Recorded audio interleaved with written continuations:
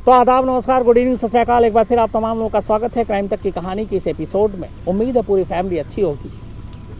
तो जय हिंद गाइज एक नई इंटरेस्टिंग स्टोरी आपके लिए लेके आ चुका हूँ। तो चलिए सबसे पहले अपन स्टोरी को सुन लेते हैं। आज की जो कहानी है वो पता नहीं क्यों मुझसे भी इतने टाइम से मतलब उस पर नज़र नहीं पड़ी, मिस हुई, तो मुझे लगता है कि आज उसको सुना देते हैं। मैंने कत्लेआम, कत्ल, किलिंग, किलर, सीरियल किलर, बहुत सारी कहानियाँ सुनाई। एक सीरियल किलिंग की कहानी ऐसी है जो बाकायदा गिनीज बुक ऑफ रिकॉर्ड में दर्ज है और दुनिया में किसी एक सीरियल किलिंग के ज़रिए किए गए कत्ल, और ख़ास तौर पर वो महिला हो, फीमेल, लड़की, औरत, उसके हाथों किए गए कत्ल का एक रिकॉर्ड है। और ये record Guinness book of world record में। एक शाही परिवार की ऐसी राजकुमारी जिसने करीब 20 साल के अरसे में एक एक कर 650 लड़कियों का कत्ल किया, 650 कत्ल। ये रिकॉर्ड गिनीज बुक। कहते हैं इससे वहशी, इससे ज़्यादा दरिंदगी और इससे ज़्यादा इतनी बड़ी तादाद में कत्ल किसी एक महिला के हाथों और नहीं हुआ। तो ये एक रिकॉर्ड है दुनिया की सबसे बड़ी सीरियल किलर एक लेडी के नाम, और गिनीज बुक ने बाकायदा गिनीज बुक में इसका नाम रखा गया है। 650 कत्ल कोई कैसे कर सकता है? एक तो पहली चीज़ सोच के परे की बात ये है, लेकिन दूसरी चीज़ ये कत्ल क्यों, वजह क्या है? क्योंकि हर कत्ल के पीछे मोटिव और मकसद होता है। यहाँ कत्ल भी अजीब है, कत्ल का तरीका भी अजीब है, कत्ल का मकसद भी अजीब है, और जब कत्ल का खुलासा हुआ उसके बाद जो सज़ा दी गई वो भी अजीब है। तो कुल मिलाकर पूरी कहानी ही अजीब है। कहानी की शुरुआत होती है उस वक्त करीब आज से 410 साल पुरानी कहानी है, 410 ईयर्स ओल्ड स्टोरी। 1556 में, अगर मैं गलत नहीं हूँ, शायद 1556 में ही इंडिया में अकबर राजा जो थे उसका राजपाट था। भारत पे कब्जा हो चुका था मुगलों का, और अकबर 1556 में शायद कुर्सी संभाली, सिंहासन। इसके 4 साल बाद की कहानी है ये। 1556 में अकबर बादशाह ने हिंदुस्तान में अपनी सिंहासन संभाली, और उस वक्त भारत से करीब 6000 किलोमीटर दूर हंगरी है एक देश। हंगरी में एक लड़की का जन्म होता है। ये लड़की जो थी ये शाही परिवार की थी।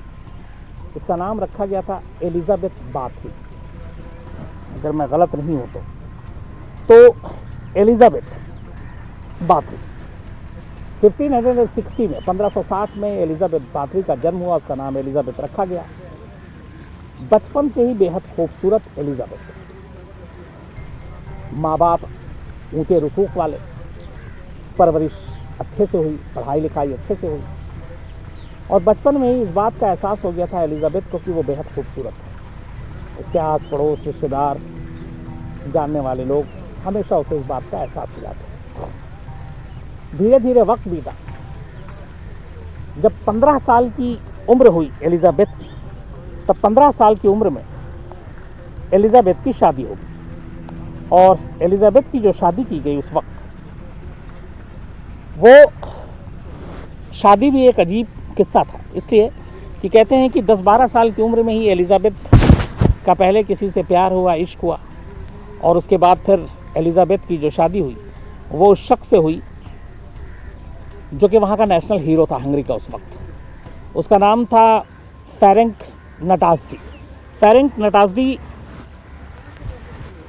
उस वक्त हंगरी और टर्की के बीच में एक जंग लड़ी गई, युद्ध हुआ जो काफ़ी लंबा चला, और उस युद्ध का हीरो था क्योंकि वहाँ के आर्म्ड फोर्स का वो लीड कर रहा था। तो नटाज़डी से शादी हुई एलिजाबेथ की जब 15 साल की उम्र थी एलिजाबेथ की, और नटाज़डी उस वक्त 19 साल का ही था। शादी के बाद सब कुछ ठीक चल रहा था। और तब तक ऐसा कुछ नहीं था जिससे एलिजाबेथ का नाम Guinness book of world record में शामिल किया जाए। शाही परिवार की, लेकिन शाही परिवार में भी ऐसा नहीं कि राजा और रानी के एकदम घर की, बल्कि जैसे बहुत सारे रिश्तेदार होते हैं, बाकी चीज़ें होती हैं, उन्हीं में से। शादी के बाद एलिजाबेथ की माँ ने उसे एक महल दिया। उस महल में वो रहती थी अपने पति के साथ। पति ज़्यादातर चूँकि फ़ौज में, वो सरहद पर दुश्मनों और ये घर से दूर रहना। और इस दौरान में अब एलिजाबेथ को थोड़ा सा ये एहसास होने लगा था कि जैसे जैसे, चूँकि वो बच्चों की माँ भी बनी, उसने 3 बच्चे पैदा किए, जैसे जैसे उम्र बीत रही है, उसकी खूबसूरती और उसकी जवानी दोनों धीरे धीरे गायब हो रही है। और कुछ लोगों से उसने पूछा कि ऐसा होता है, तब उसे बताया गया। और वो अपनी खूबसूरती और अपनी उम्र को लेकर बहुत ज़्यादा मतलब चौकन्नी रहती थी।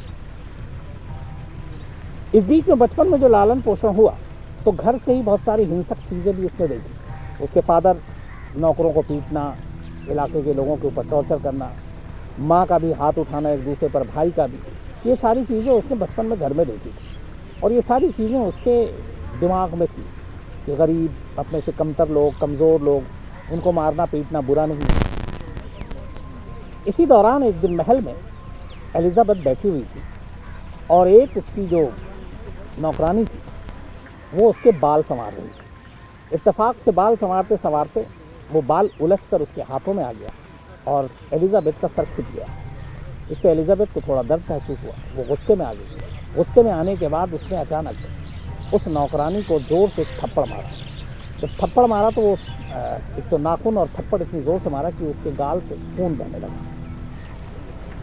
खून के कुछ छींटे एलिजाबेथ के हाथों पर भी आ गए। गुस्से में सब कुछ हुआ। बाद में एलिजाबेथ ने खून को साफ नहीं किया। कुछ पल बीते और वो पता नहीं क्यों उस खून को जो उसके हाथ में लगा, उस नौकरानी का, उसको देखती रही। थोड़ी देर के बाद वो खून वहाँ पे एक थक्का बन के जम गया। उसने खून साफ नहीं किया। कई घंटे बीत गए। कई घंटों के बाद उसने उस खून को साफ किया। जब उसने खून साफ किया तो देखा कि जिस जगह पे हाथ में वो खून लगा था, वहाँ की स्किन ज़्यादा उसको अच्छी, मुलायम और मतलब एक खिली हुई त्वचा लगी। और जिस जगह पे वो ब्लड बाकी हिस्से पे नहीं था, उसे लगा कि उस जगह की स्किन में फ़र्क है। और जहाँ पे ब्लड लगा वो स्किन अपने आप और सुंदर हो गई। उस पर खिंचाव आ गया, वो ज़्यादा खूबसूरत दिख रही है, नरम है। अब ये दिमाग में उसके घर कर गया कि ये सब कुछ मेरे हाथ का, ये स्किन अगर जहाँ पे जो बेहतर हुआ ये खून से हुआ। और ये वो पहली चीज़ थी जिसने उसे पूरी दुनिया की सबसे खूंखार सीरियल किलर बनाया था। ये बात जैसी उसके मन में आई और ये लगा कि इस खून की वजह से ये सब कुछ बेहतर हुआ। तभी उसके एक अंकल और आंटी जो दूर के रिश्तेदार, उसने उनसे जिक्र किया कि ऐसी ऐसी चीज़ ही, मैंने एक नौकरानी को थप्पड़ मारा, उसका खून मेरे हाथ पे आया, मैंने खून साफ़ नहीं किया, बाद में कई घंटों बाद साफ़ किया तो वहाँ का स्किन बहुत अच्छा हो गया। अंकल आंटी को पता नहीं क्या सूझा, उन्होंने कहा हाँ, इंसानी खून से इंसान की उम्र बढ़ती नहीं है और आपकी खूबसूरती हमेशा जवान रहती है। ये चीज़ जैसे ही एलिजाबेथ के दिमाग में घर कर गई, उसके बाद उसने सबसे खौफनाक एक साजिश की। उसने कहा कि अगर ज़रा से इस खून से इतना कुछ हो सकता है तो फिर पूरे जिस्म में अगर ये खून लगाऊं तो उससे क्या होगा। कहते हैं कि इसी के बाद घर में काम करने वाली एक नौकरानी के उसने बुरी तरह से मारा पीटा। मारने पीटने के बाद उसको जंजीरों से बांधा, फिर नूडल्स के ज़रिए शुरू में सुई और उसके ज़रिए उसके खून निकाले। उस खून को एक टब में जमा किया और फिर उस टब को ले जाकर बाथटब में डाल दिया। बाथटब में डालने के बाद उस बाथटब में वो कई घंटे उस खून से नहाई। नहाने के बाद उसे ऐसा लगा कि इस खून से नहाने के बाद उसकी त्वचा, उसकी स्किन और ज़्यादा संवर गई है और यहीं से उसे खून लग गया।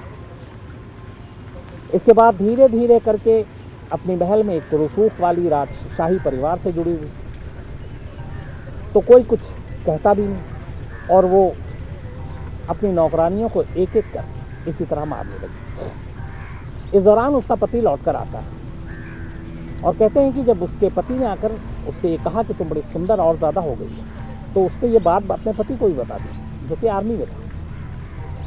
उसके आगे पति भी बेबस, और कहते हैं कि उसके बाद कई कत्ल उसने अपने पति के सामने और पति की मदद से भी, और फिर उसके खून को भी ले जाकर बाथटब में रखा और उससे नहाया।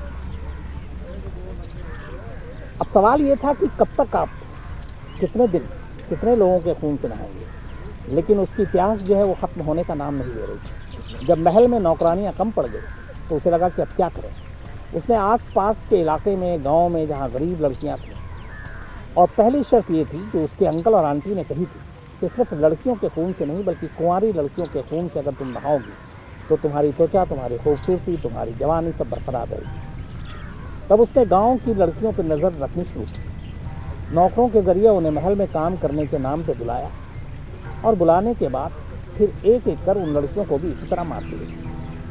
धीरे धीरे वो मारने में इतनी एक्सपर्ट हो गई थी कि कहते हैं कि कई लड़कियों को तो उसने अपने दांत से काट कर मार डाला। उसके हाथ पैर बांध देती, उसके बाद उसके गाल, उसके जिस्म के बाकी जगह पे वो अपने दांत को गड़ा देती, और कहते हैं कि कई बार तो उसने मांस के लोथड़े अपने दांत से निकाल दिए।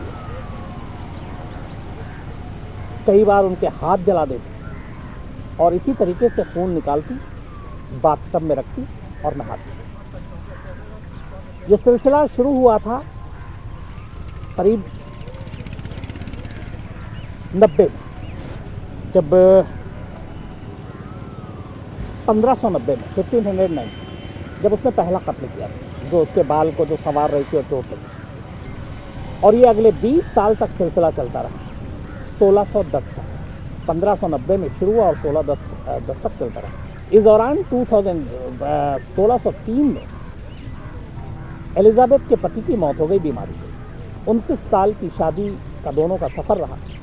शादी के 29 साल के बाद जब 48 साल की उम्र थी पति की, तो पति की बीमारी से मौत हो गई 2003।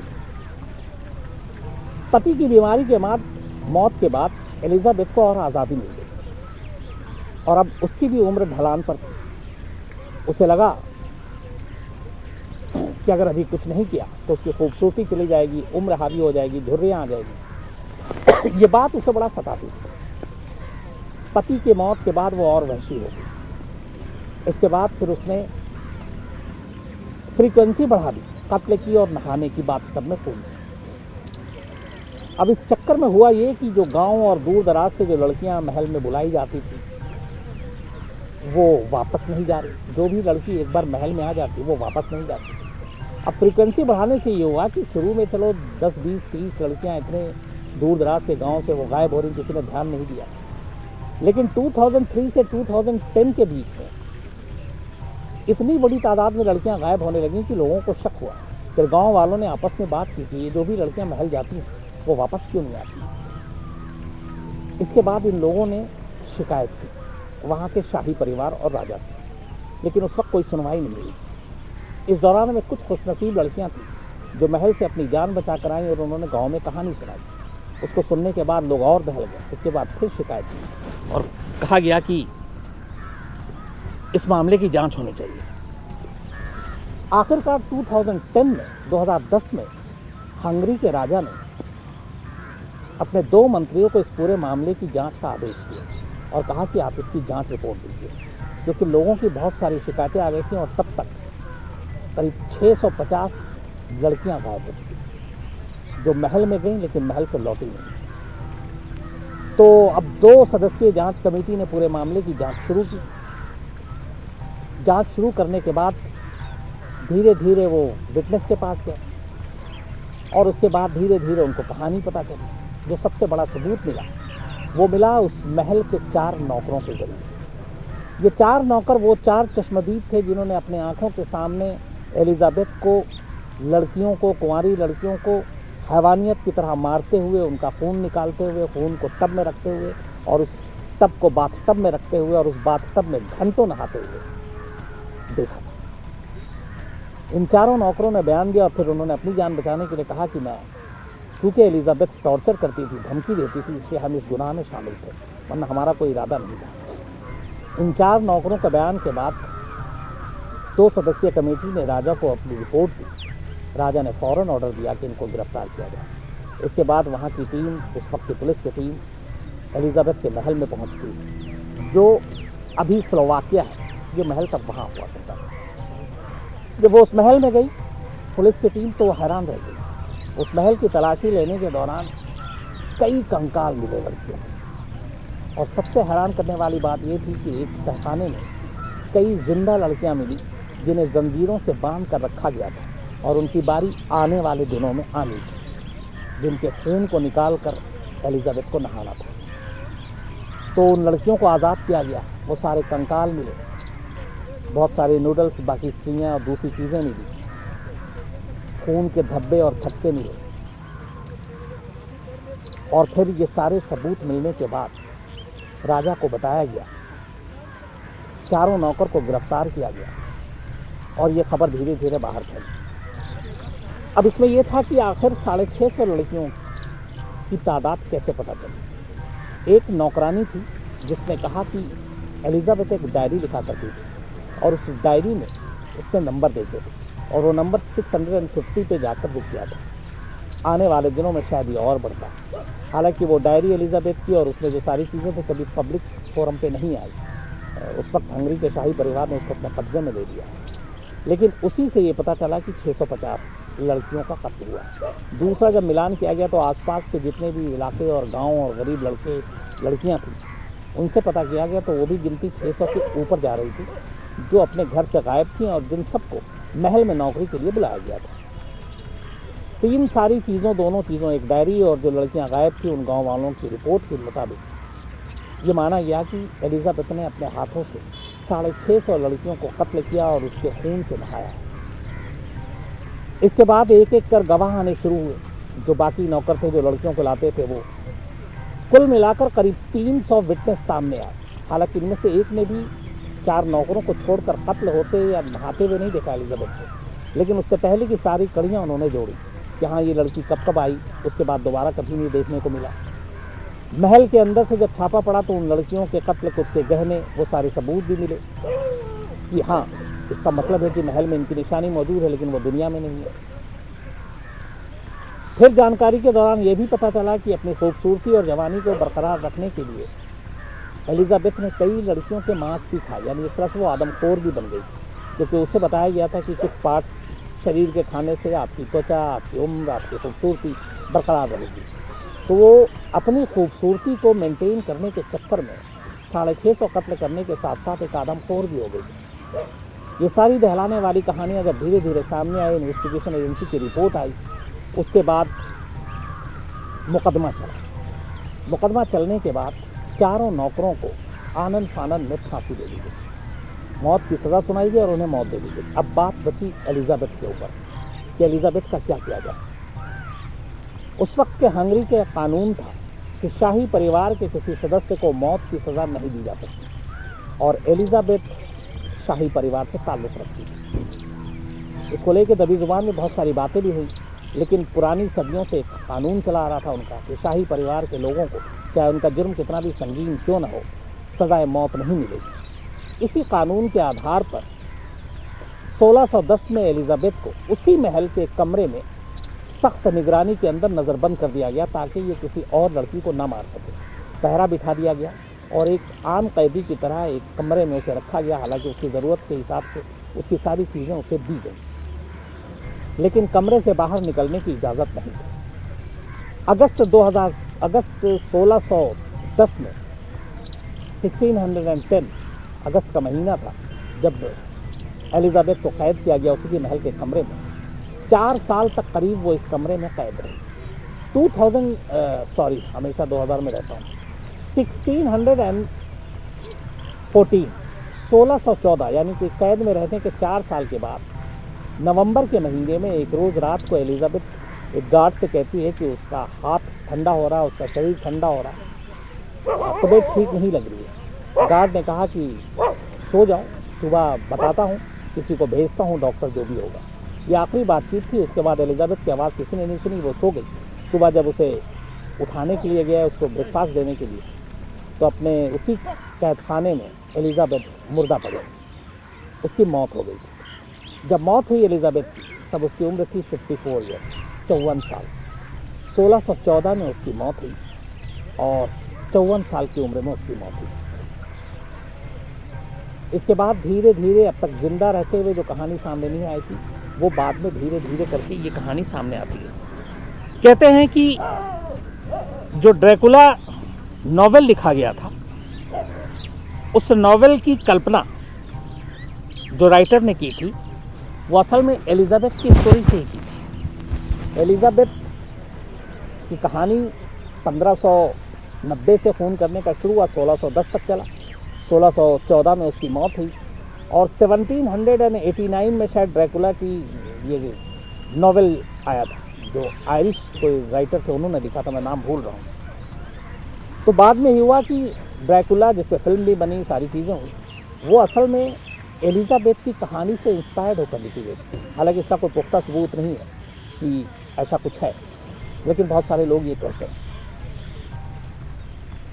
तो एक अजीब ये कहानी कि एक महिला जिसको अपनी खूबसूरती पे इतना नाज और इतना डर कि ये खूबसूरती गायब ना हो जाए, एक महिला जो बूढ़ी नहीं होना चाहती थी, एक महिला जो अपने शरीर पर झुर्रियाँ नहीं देखनी चाहती थी, और इसी सनक में उसने 650 कुंवारी लड़कियों का कत्ल कर दिया और उन 650 लड़कियों के खून से बाथटब में घंटों नहाया। मतलब सोच से परे की कई खबरें होती हैं कि कैसे कोई इंसानी एक तो किसी की जान लेता है, ऊपर से उस खून के को बाथटब में आप रख कर आप घंटों उसके अंदर नहा रहे हैं। ये मतलब सोच से परे की चीज़ है। बाद में इन सारे फैक्ट्स को उसके बाद धीरे धीरे सारी चीज़ें जोड़ी गई और उसी के बाद Guinness book of world record में सबसे बड़ी सीरियल किलर के तौर पर इसी एलिजाबेथ का नाम दर्ज किया है और उसमें गिनीज बुक में है कि अराउंड 650 कत्ल, 650 कत्ल एलिजाबेथ ने किया और 650 लड़कियों के खून से नहाया। तो ये दुनिया की सबसे बड़ी, हालांकि एक बहराम खान और कितने मैंने सीरियल किलिंग की आपको कहानी सुनाई है जिसमें उन्होंने बहुत सारे कत्ल किए, लेकिन दुनिया में जब भी किसी लेडी सीरियल किलर का नाम आएगा जिसके हाथों सबसे ज़्यादा खून हुए, तो वो शायद इसी एलिजाबेथ का नाम आएगा जिसके सर पर 650 लड़कियों के खून का इल्ज़ाम था और जो एक शाही परिवार से था। हालांकि उसी शाही परिवार के होने की वजह से उसे मौत की सज़ा नहीं दी जा सकी, लेकिन कुदरत ने अपना जलवा दिखाया। 2010 में वो 1590 से शुरू किया, 1610 में वो पकड़ी गई, 1610 में उसे नज़रबंद कैद किया गया और उसके 4 साल के बाद ही 1614 में उसकी मौत हो गई। तो बेशक शाही परिवार के कानून ने उसे मौत की सज़ा न दी हो, उसे मौत से बचा लिया हो, लेकिन ऊपर वाले ने उसे सज़ा दी और 4 साल के अंदर अंदर उसका हिसाब कर दिया। तो ये थी कहानी दुनिया की सबसे बड़ी लेडी सीरियल किलर। तो गाइज़ उम्मीद करता हूँ ये दुनिया की सबसे बड़ी लेडीज़ किलर, सीरियल किलर की स्टोरी आपको बहुत ही अच्छी लगी होगी। बट ये कहानी तो बहुत पुरानी है, लेकिन बहुत ही इंटरेस्टिंग स्टोरी थी और सबसे ज़्यादा डिमांड में चल रही थी। गाइज मैं आपको बता दूं कि अपने इस चैनल पर केवल और केवल आपको डिमांडिंग, सर्चेबल, सबसे ज़्यादा ऑल ऑफ द वर्ल्ड सबसे ज़्यादा सर्चेबल और डिमांडिंग स्टोरियां होती हैं, जो कीवर्ड के हिसाब से मैं वही सर्च करके आपके लिए यहाँ पे सुनाने के लिए लेके आता हूँ। तो आपको इंटरेस्टिंग स्टोरियाँ सुननी होती हैं, सुनते हैं आप, तो यहाँ पे आ जाएं, बने रहें, क्योंकि इंटरेस्टिंग से इंटरेस्टिंग स्टोरियाँ आपको यहीं पे मिलेंगी। और उम्मीद करता हूँ ये सीरियल किलर, जो कि दुनिया की सबसे बड़ी सीरियल किलर लेडी थी, उसकी स्टोरी गाइस उम्मीद करता हूँ आपको भी अच्छी लगी होगी, मुझे भी अच्छी लगी। और एक नई इंटरेस्टिंग स्टोरी आपके लिए मैं बहुत ही जल्द फिर से लेके आऊँगा, तो आप बने रहें और सुनते रहें। एक नई स्टोरी आपके लिए लेके आने वाला हूँ। तो मिलते हैं नई स्टोरी के साथ में, तब तक के लिए जय हिंद।